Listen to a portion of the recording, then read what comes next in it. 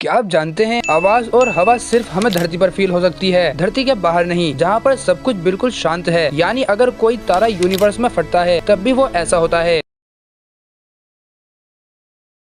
एकदम शांति से। और जब कोई ब्लैक होल स्पेस में तबाही मचा रहा होता है तो भी वो ऐसे होता है।